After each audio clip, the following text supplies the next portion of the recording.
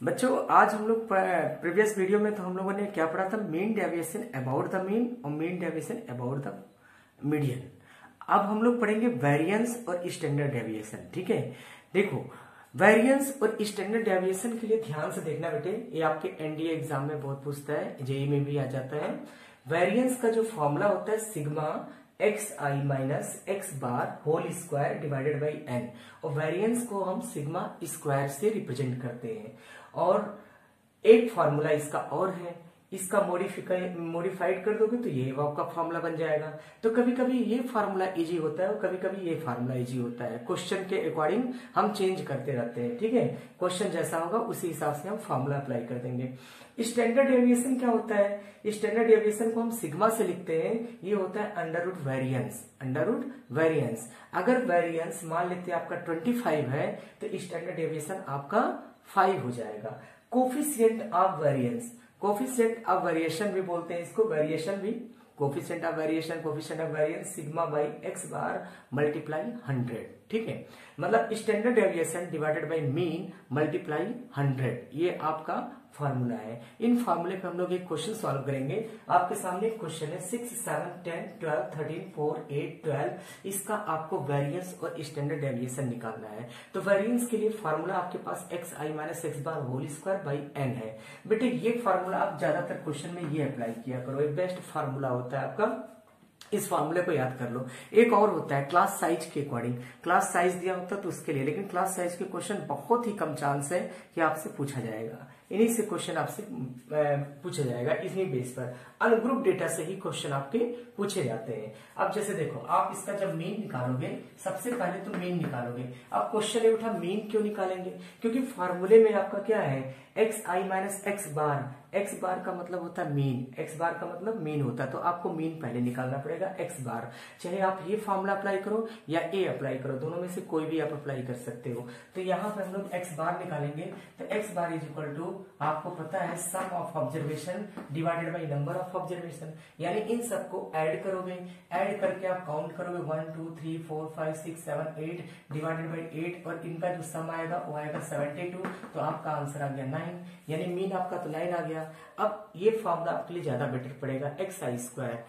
कभी कभी ये अप्लाई कर, अगर आप ए अप्लाई कर दोगे तब भी आसान है, ये अप्लाई कर दोगे तब भी ठीक है, कोई भी अप्लाई कर सकते हो, आपकी मर्जी है। ठीक है, अगर आप एक्स आई स्क्वायर ये अप्लाई करते हो, कौन सा, वेरिएंस, वेरिएंस का formula x I square. In case आपको ये ठीक नहीं लग रहा है कि सर ये तो कैलकुलेशन ज्यादा बड़ा हो रहा है, मैं तो ये करूंगा, कोई बात नहीं बेटे, आप ये अप्लाई कर लो, कोई दिक्कत नहीं है। 6 माइनस 9, 6 माइनस 9 आपका क्या आ जाएगा, 3, और 3 का स्क्वायर, सिग्मा, सिग्मा का मतलब हो गया इसका इससे माइनस, 6 माइनस 9 3, तो 3 का स्क्वायर हो गया आपका। ठीक है, माइनस मत लिखो, माइनस लिखने की जरूरत नहीं, क्योंकि होल स्क्वायर ऑलरेडी वो प्लस बन जाएगा। अब देखो 7 माइनस 9, 7 माइनस 9 का होल स्क्वायर यानी कि 2 का स्क्वायर आ जाएगा, 10 माइनस 9 का होल स्क्वायर 1 का स्क्वायर, 12 माइनस 9 3 का स्क्वायर, 13 माइनस 9 4 का स्क्वायर, 4 माइनस 9 5 का स्क्वायर, 8 माइनस 9 1 का स्क्वायर, 12 माइनस 9 3 का स्क्वायर, और होल डिवाइडेड आपका कितना हो जाएगा 8। तो जब इसको आप सॉल्व करोगे तो आपका ये आ जाएगा 74/8, और 74/8, और जब इसको आप निकालोगे तो 8 9 जा 72 हो जाएगा, और 9.25 आ जाएगा। ये तो आपका आ गया वेरिएंस, वेरिएंस आ गया। तो स्टैंडर्ड डेविएशन क्या होगा, अंडर रूट वेरिएंस। तो आपको पता है अंडर रूट वेरिएंस हम कैसे निकालेंगे, ये वैल्यू उठा के हम पुट कर लेंगे, स्क्वायर रूट ऑफ 9.25, और 925 का आप स्क्वायर रूट निकाल देना, आपका आंसर आ जाएगा। बेटे ऐसे एक क्वेश्चन में और ले रहा हूँ, एनडीए में आया हुआ क्वेश्चन है, वो काफी अच्छा क्वेश्चन है। वो find the sum of first n natural number, find the sum of first n natural number का आपको निकालना है variance. Sum of first n natural number, n natural number, इसका निकालना वेरिएंस। तो आपको पता है बेटे, एनडीए में आया हुआ क्वेश्चन है, आपको sum of first n natural number यानी कि 1 + 2 + 3 + 4 अप टू n का आपको वेरिएंस निकालना है। तो आपको पता है 1 + 2 + 3 अप टू, ये आपका n है, तो इसका वेरिएंस निकालने से पहले आपको मीन निकालना पड़ेगा, और मीन निकालने का फॉर्मूला होगा ये sigma xi divided by n, यानी इन सबका एडिशन डिवाइडेड बाई एन। आपको पता है इन सबको जब ऐड करोगे तो मैंने कल आपको प्रीवियस वीडियो में सबसे लास्ट में मैंने कुछ फॉर्मूला लिखवाया था आपको कि जब सिग्मा एन होगा, सिग्मा एन ये आपका सिग्मा एन बन गया, और सिग्मा एन का मतलब होता है n/2 n+1। सिग्मा एन कैसे बन गया, क्योंकि आपका 1 से लेके n तक ऐड करोगे तो सिग्मा एन आ जाएगा, मतलब 1 तो है, तो सिग्मा एन का मैंने फॉर्मूला बना दिया। सम ऑफ ऑब्जर्वेशन मतलब इनका सम किया डिवाइडेड बाई एन। अगर ऐसे समझ में नहीं आ रहा तो आप ये फॉर्मूला लगा दो n/2 2a + n-1 × d। आप इससे भी सॉल्व कर सकते हो, लेकिन बेटे आप ये फॉर्मूला याद कर लो, आपके लिए बेनिफिट होगा। Sigma n square sigma n cube मैंने लिखवा रखा है। अब आपका n कट गया, आपका आंसर आ गया n+1/2, यानी x बार आपका आ गया n+1/2।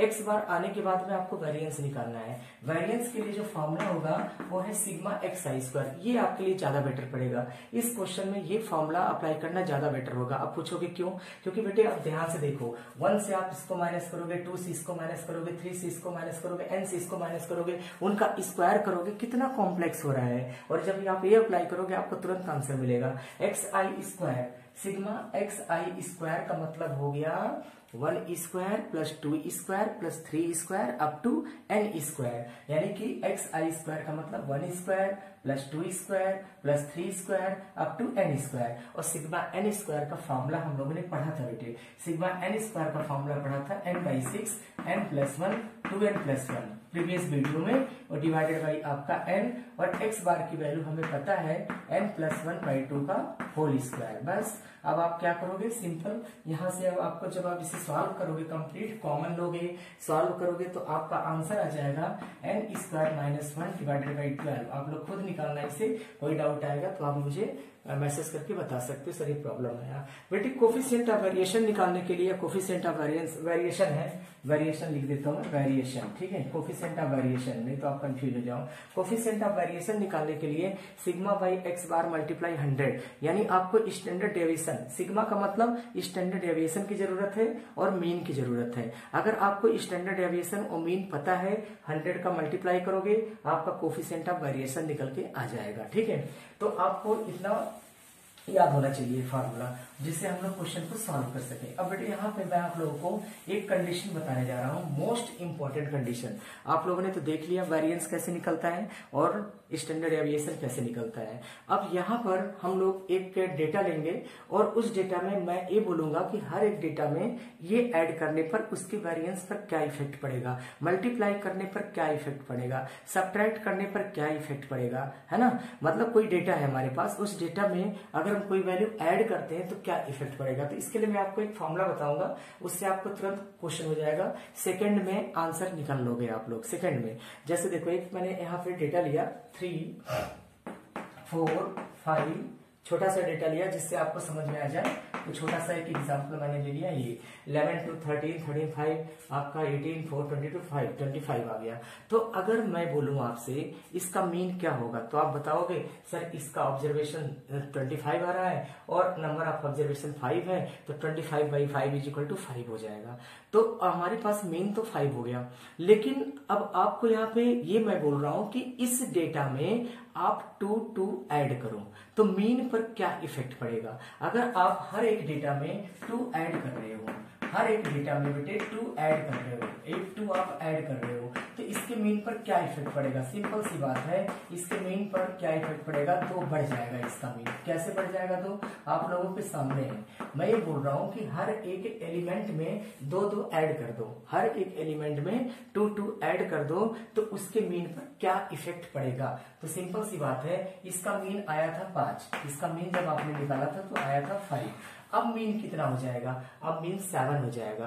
तो कैसे 7 होगा, यहाँ पे आप लोग देख सकते हो, इन सबको ऐड करोगे आ जाएगा। देखो 3 + 4 + 5 और +11 और +2, ये तो आ गया आपका ये पूरा। अब 2 जो ऐड किया +2 +2 +2 +2 +2, ये आपका +10 आ जाएगा। 2 2 4 6 2 8 2 10 और डिवाइडेड बाई आपका 5। तो ये 5 हम इसके साथ जब ऐड करेंगे तो आप देखोगे यहाँ पे इसकी वैल्यू तो आपका कितना आया था, इसकी वैल्यू 25 और 10, 25 और 10 कितना हो गया आपका? 25 और 10 आपका 35 हो गया, और 35 में 5 का डिवाइड करोगे तो कितना आ गया? 7। तो मतलब आपका एक कॉन्सेप्ट बन गया। ये कॉन्सेप्ट आप याद कर लो जो मैं लिखवा रहा हूँ, ठीक है। इससे आपको क्या है, बहुत जल्दी क्वेश्चन हो जाएगा, किसी भी टाइप का क्वेश्चन आएगा आप कर लोगे।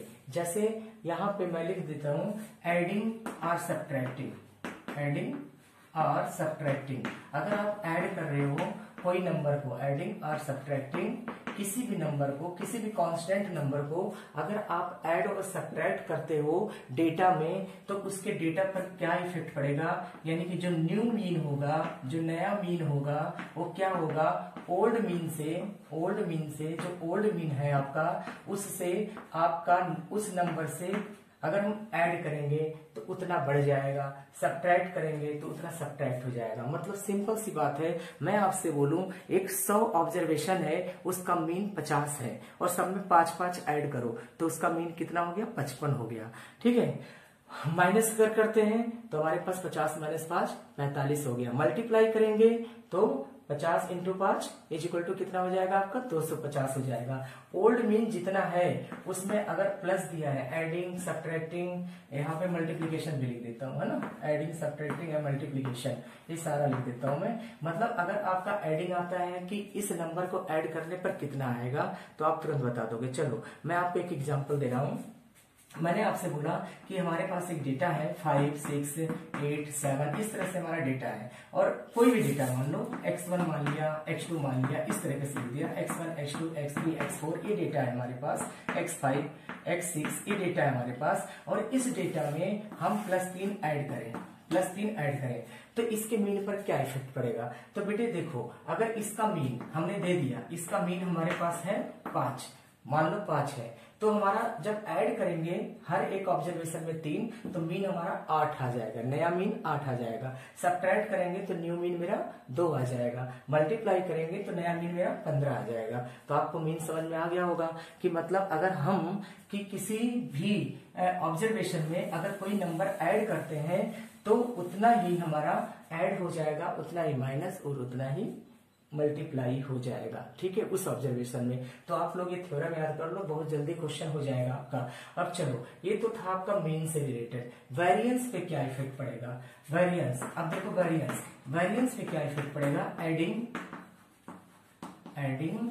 एंड सब्ट्रैक्टिंग, यहां पर भी वही चीज, एडिंग सब्ट्रैक्टिंग, ठीक है, मल्टीप्लिकेशन।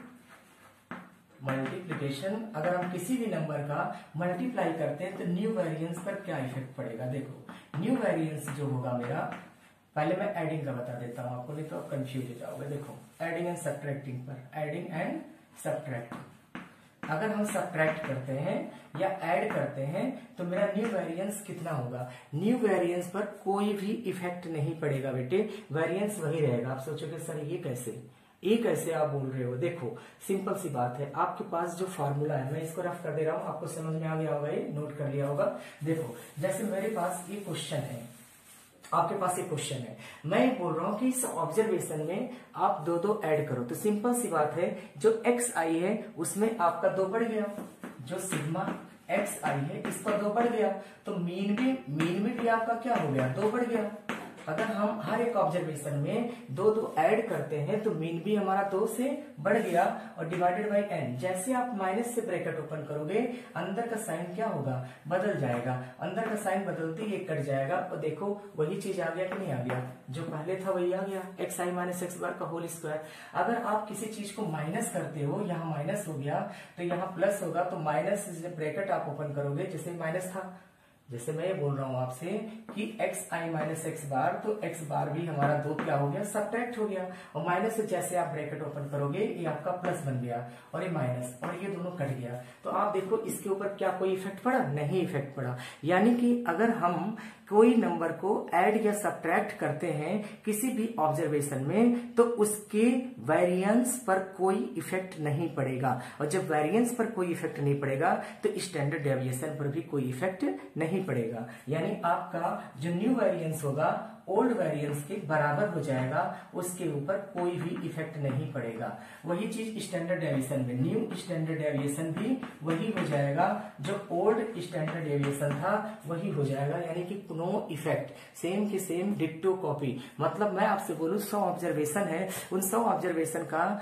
अगर वेरिएंस मान लेते हैं 50 है, और मैं आपसे बोलूं हर एक ऑब्जर्वेशन में आप 5-5 ऐड करो तो कितना वेरिएंस होगा, तो आप सीधा बोल दोगे 50 फिर से एक बार सुनना, 50 ऑब्जर्वेशन है, उसका वेरिएंस मान लेते हैं आपका 20 है, ऐसे देखते हैं 50 ऑब्जर्वेशन है, उसका वेरिएंस 20 है, और हर एक ऑब्जर्वेशन में अगर 5-5 ऐड करते हैं तो वेरिएंस 20 ही रहेगा, यानी कि कोई इफेक्ट नहीं पड़ेगा। 5-5 सब्ट्रैक्ट करेंगे तो वेरिएंस 20 ही रहेगा, कोई इफेक्ट नहीं पड़ेगा, यानी वेरिएंस पर नो इफेक्ट, ठीक है। लेकिन अगर हम मल्टीप्लाई करते हैं तो क्या इफेक्ट पड़ेगा, देखना बेटे। अगर हम यही चीज मल्टीप्लाई कर देते हैं, आप लोग ये नोट कर लेना, बहुत इंपॉर्टेंट कॉन्सेप्ट है, क्वेश्चन आप सेकेंडों में कर दोगे बेटे, सेकेंड में, अगर ये कॉन्सेप्ट आपको याद रहा। अब देखो, अब मैं आपसे बोल रहा हूं कि आप मल्टीप्लाई करो, मल्टीप्लाई के इन ईच ऑब्जर्वेशन, अगर हम हर एक ऑब्जर्वेशन में मल्टीप्लाई करते हैं किसका, के का, तो वेरिएंस पर क्या इफेक्ट पड़ेगा, तो मेरा जो न्यू वेरिएंस होगा उस पर क्या इफेक्ट पड़ेगा, न्यू वेरिएंस हमारा k² इंटू ओल्ड वेरिएंस के बराबर हो जाएगा। अब आप कहोगे सर ये कैसे हो गया, k² क्यों हो रहा है। देखो मैं आपसे बोलूं कि ऑब्जर्वेशन है, इस ऑब्जर्वेशन में 2 का मल्टीप्लाई कर दो तो सिंपल सी बात है, जो xi है, xi का मतलब क्या होता है, ऑब्जर्वेशन। तो जैसे आप इसमें 2 का मल्टीप्लाई करोगे, सिग्मा आप जैसे 2 का मल्टीप्लाई करोगे तो आपने रूल पढ़ रखा है कि मीन में भी उतने का इफेक्ट पड़ेगा। अगर 2 का मल्टीप्लाई इसमें कर रहे हैं हर एक ऑब्जर्वेशन में, तो मीन में भी 2 का मल्टीप्लाई होगा, यानी मीन भी आपका 2 का मल्टीप्लाई हो गया, ठीक है। और डिवाइडेड बाई n, आप सिंपल सी बात बताओ, आप जैसे 2 को बाहर निकालोगे तो इसका जो स्क्वायर है वो भी साथ में आएगा, यानी कि 2 का स्क्वायर आपका बाहर आ गया और अंदर आ गया sigma xi minus x bar का whole square divided by n, यानी कि देखो वही चीज वापस आ गया, वही फॉर्मूला, यानी कितने का फर्क पड़ा, 2 स्क्वायर का फर्क पड़ा, यानी कि 4 का फर्क पड़ गया आपका। मतलब आपको ऐसे क्वेश्चन दिए जा सकते हैं कि x1, x2, x3, इस तरह से आपका x50 तक आपके पास जो वेरिएंस है वो है आपका 40, मान लो 40 है। और मैं आपसे बोलूं बेटे, हर एक ऑब्जर्वेशन में 3 का मल्टीप्लाई कर दो तो नया ऑब्जर्वेशन कितना होगा, तो 3² इंटू 40 कर देना, और 3² इंटू 40 का मतलब 9 इंटू 40 यानी 360 हो जाएगा, तो वेरिएंस 360 हो गया। तो स्टैंडर्ड डेविएशन कितना होगा, √360 होगा। तो आप लोग ये देख सकते हो कि हम किसी को अगर मल्टीप्लाई, ऐड, सब्ट्रैक्ट करते हैं तो इसके ऊपर क्या इफेक्ट पड़ रहा है।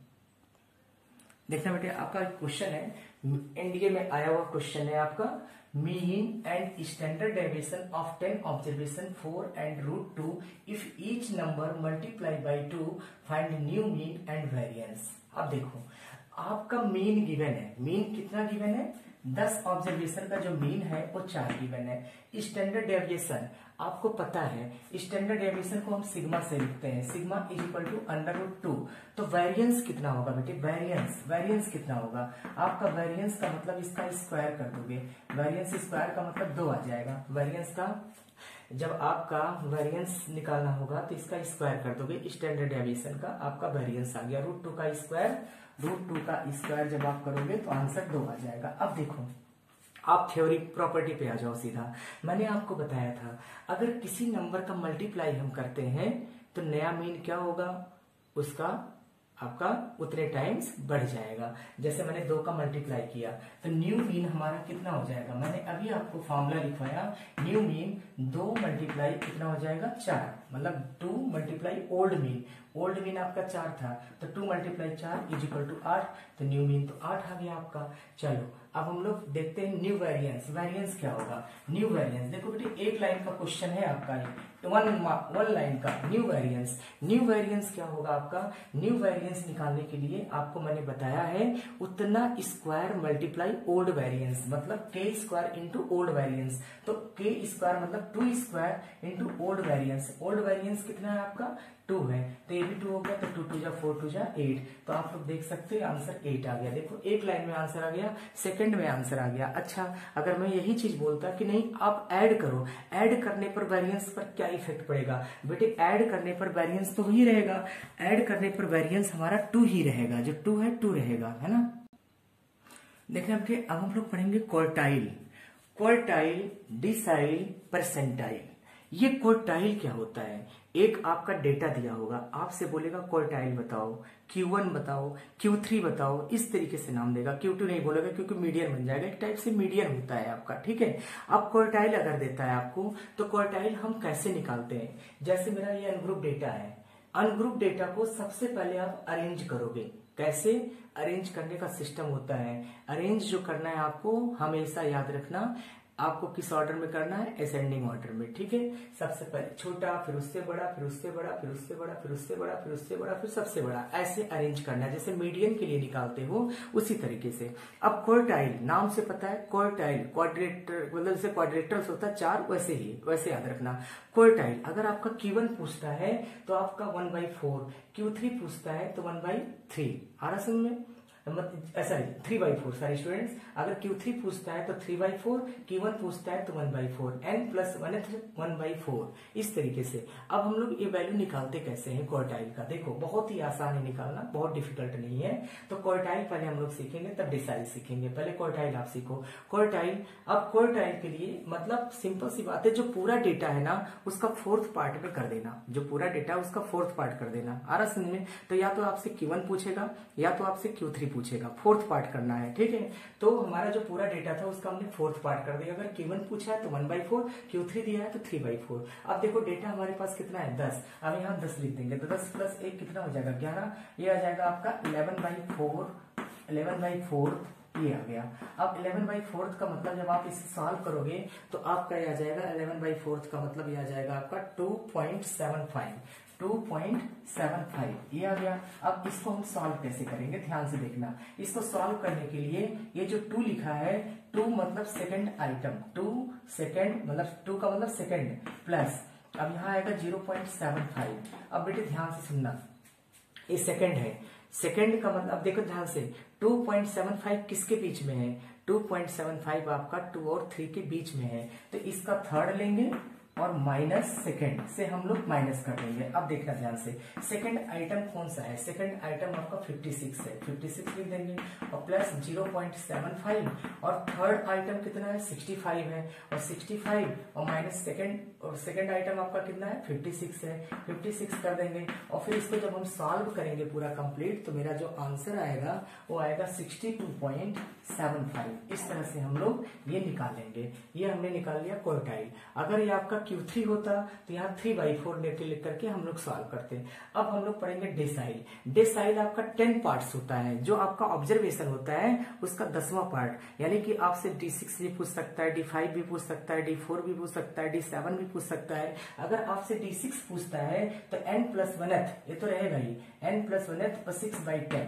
अगर D5 है तो 5/10, D7 है तो 7/10, D2 है तो 2/10, D1 है तो 1/10, ठीक है, D9 है तो 9/10। बस आपका इतना ही पूछेगा, D6, D7, D8, D1, D2, D3 इस तरीके से पूछेगा। तो इससे बोलते हैं डेसाइल। अब डेसाइल के लिए क्या करेंगे? इसमें भी वही काम। आप 10 टोटल ऑब्जर्वेशन 10 है तो 10 1 11 और 11 6 66, 66/10 यानी कि आपका आ जाएगा 6.6। कितना आ गया? 6.6 पार्ट। अब देखा बेटे, अब इसको सॉल्व कैसे करेंगे? बिल्कुल इसी तरीके से, 6th आइटम प्लस 0.6। अब 6.6 किसके बीच में है? 6 और 7 के बीच में है। तो 7th आइटम और माइनस आपको लिख देना, 6th आइटम लिख देना है। बस अब आप काउंट कर लो, यहाँ पे 7th आइटम और 6th आइटम कितना है आप काउंट करके लिख लो। देखो इसका हम लोग काउंटिंग हम देखते हैं कि कितना कितना दिया है। 6th आइटम, पहले हम लोग 6th आइटम काउंट करते हैं। 6th आइटम एक कट नहीं गया बेटे?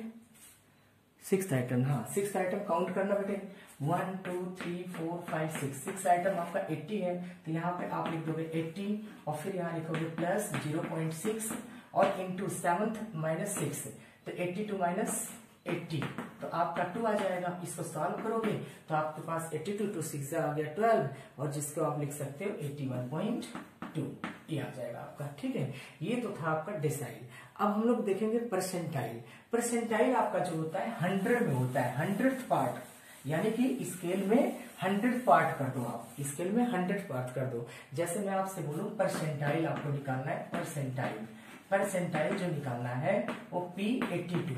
देखो डिसाइल को D से लिखेंगे, क्वार्टाइल को Q से लिखेंगे। अब परसेंटाइल आपका कुछ भी पूछ सकता है क्योंकि 100 पार्ट है, और 100 पार्ट का मतलब आपका 50वां भी पूछ सकता है, P50 भी पूछ सकता है, P51 भी पूछ सकता है, P20 भी पूछ सकता है। तो इसमें भी वही काम है, आपको कुछ नहीं करना, n+1 और 82/100 हो जाएगा, 82/100। तो एक बार आप देखो n की वैल्यू 10 + 1 11, और 82 में जब आप 11 का मल्टीप्लाई करोगे तो आपका ये पूरा मिला करके जब आप कैलकुलेट करोगे कंप्लीट तो आपका 9.10 + 1 82/100, और जब आप कंप्लीट सॉल्व करोगे तो 9 आ जाएगा आपका 9.02 आ जाएगा 9.02।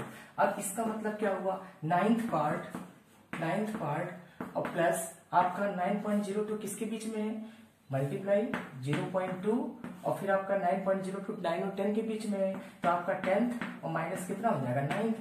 अब आपका ये आ जाएगा 9th, काउंट कर लो, आपका 9th 120 हो गया, 120 और प्लस 0.2। अब 10th आपका 130 माइनस 120 हो जाएगा, 130 माइनस 120 यानी कि 10 हो जाएगा।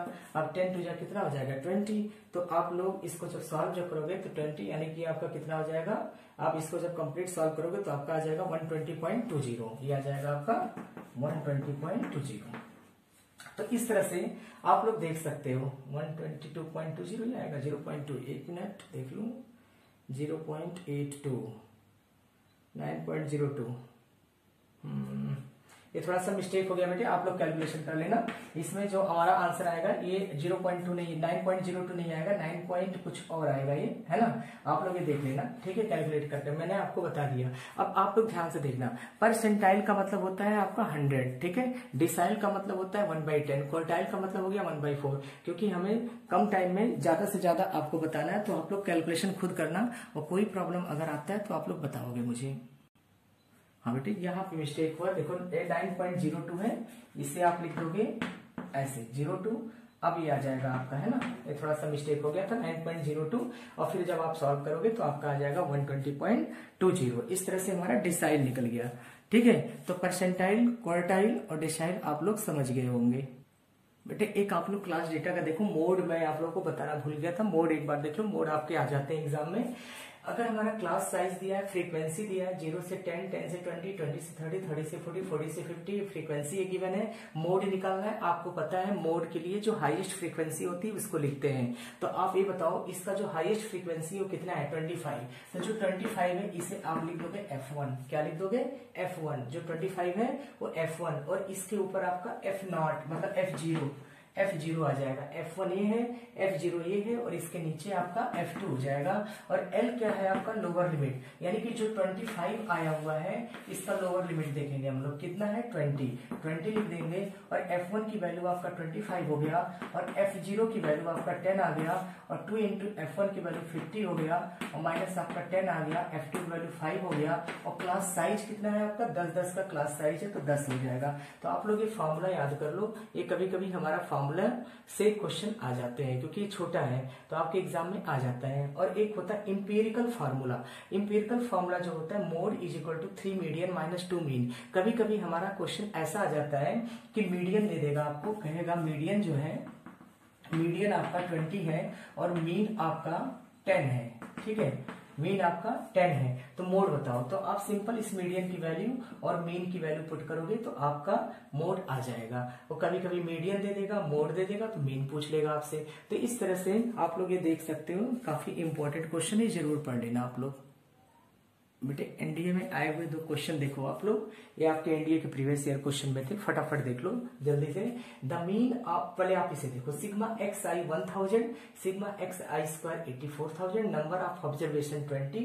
तो आपसे वेरिएंस पूछा है। अब सिंपल सी बात है, मैंने आप लोगों को बताया था ना, वेरिएंस का ये फॉर्मूला जरूर याद रखना। ऊपर वाला चाहे याद रखना या नहीं, लेकिन ये फॉर्मूला आप जरूर याद रखना, इससे आपके क्वेश्चन पूछे जाते हैं। ठीक है, ये फॉर्मूला हो गया। अब xi² की वैल्यू आपको पता है 84,000, लिख दोगे आप 84,000, और n की वैल्यू आपका 20 है, टोटल ऑब्जर्वेशन 20 है। x बार कैसे आएगा, आपको पता है x बार इसका मतलब क्या होता है, sum of observation divided by number of observation, मतलब x बार की वैल्यू आपका निकलेगा sigma xi divided by n, और सिग्मा xi की वैल्यू आपका है 1000 बाई 20, 1000 बाई 20 हो गया। अब 20 से आपका ये कट जाएगा और ये आपका आ जाएगा 50, तो आपका ये 50 हो जाएगा, तो 50² हो गया। कितना आ गया, 1000 बाई 20 का मतलब हो गया आपका 50 का स्क्वायर, और ये 0 से आप ये काट दोगे और इससे आप ये काट दोगे, तो कितना हो जाएगा, 2 4 जा 8 और 2 4200, तो आपका आ जाएगा 4200 और माइनस 2500, और जिसका आंसर आ जाएगा 1700। तो इसका आंसर क्या आ जाएगा, 1700। देखो कितने आसानी से निकल गया। तो आपको फॉर्मूला याद होना चाहिए बेटे, एक ही फॉर्मूला है, ज्यादा मेहनत भी नहीं करना, आपको एक ही फॉर्मूले से क्वेश्चन हो जाएगा। एक क्वेश्चन और है आपका, the mean of 5 number is 30, the mean of 5 number is 30, 1 number excluded, मतलब 5 नंबर है आपके पास, x1 plus x2 plus x3, ऐसे आपका 5 नंबर है, और इनका जो सम ऑफ ऑब्जर्वेशन है, और sum of observation divided by number of observation is equal to mean के बराबर 30 दिया है। तो आपका हो गया x1 प्लस x2, ऐसे आपका x3 और प्लस x4 प्लस x5, इसकी जो वैल्यू आ गया 150, ये हो गया इक्वेशन नंबर 1। अब इन्होंने बोला है 1 नंबर एक्सक्लूडेड, एक्सक्लूडेड का मतलब हटा दिया, तो एक नंबर कोई भी हटा दो, आपकी मर्जी, जो मर्जी वो हटा दो, x1 हटा दो, x2 हटा दो, कोई भी एक नंबर हटा दो। चलो मैंने x1 हटा दिया, तो हमारे पास आ गया x2, x3, x4 और x5, यानी अब आपका कितने ऑब्जर्वेशन हो गए, 4, और इसका जो मीन है वो है आपका 28 है। जैसे आप इसके वैल्यू निकालोगे x1 x2 plus x3 plus x4 और प्लस x5, जब आप निकालोगे तो 112 आ जाएगा। अब ध्यान से देखना, आपसे पूछा है एक्सक्लूडेड नंबर, यानी जो नंबर आपका छोटा है वो नंबर बताओ, तो x1 आपने छोड़ दिया है, तो इस इक्वेशन और इस इक्वेशन को आप माइनस कर दो। जैसे आप माइनस करोगे आप देखोगे x2 कट गया, x3 कट गया, x4 कट गया, x5 कट गया, तो x1 की वैल्यू आ जाएगा आपका 150 माइनस 112, जिसका मतलब हो जाएगा 38। तो आपका आंसर जो आ गया वो 38 आ गया। तो आप लोग देख सकते हैं बेटे, ये तो मेरा सेकंड पार्ट था। थर्ड पार्ट में हम लोग इक्वेशन से रिलेटेड पढ़ेंगे कुछ क्वेश्चन, ठीक है। उसके बाद फोर्थ पार्ट में आप लोगों का रिग्रेशन और कोरिलेशन पढ़ाया जाएगा। मैक्सिमम 5 पार्ट का आपका वीडियो बनेगा ये, तो आप लोग स्टेप बाय स्टेप देखते जाना सारा। Thank you.